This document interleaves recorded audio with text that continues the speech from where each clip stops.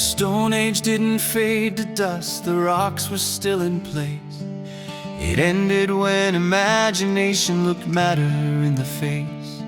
Not fire, not war, not something torn apart, but atoms learning quietly to answer to the heart.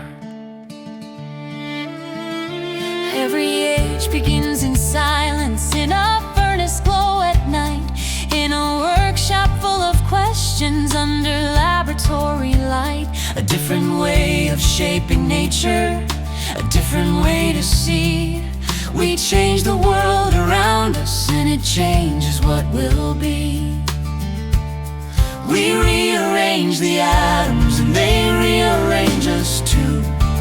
Every new material makes a different human through. Stone made us patient, bronze made us trade.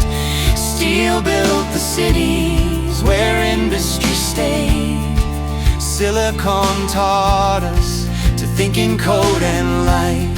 When matter turns intelligent, who are we tonight?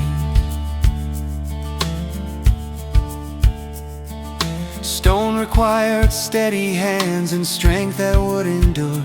Bronze required cooperation and distant trade routes sure.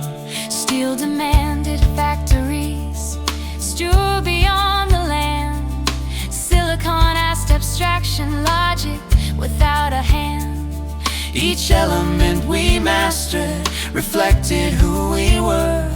Each new alloy whispered, you must evolve with her. Now matter bends and listens, it adapts, it heals, it learns. Under white lights and microscopes, a quiet future burns. Not loudly, not violently, but subtle as a breath. A revolution forming in the chemistry beneath. We rearrange the atoms, and they rearrange us too. Every new material makes a different human through. Do we stay brittle iron? Do we harden into stone?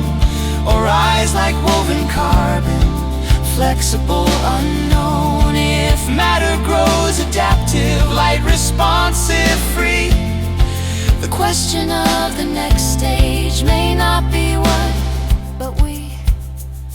When matter becomes intelligent, when circuits start to feel, what human traits remain with us? What parts of us are real? Do we cling like weathered granite to forms that used to last?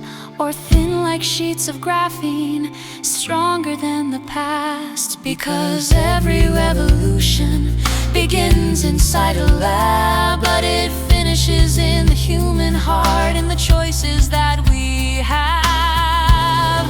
We rearrange the atoms under white and silent light. Somewhere, someone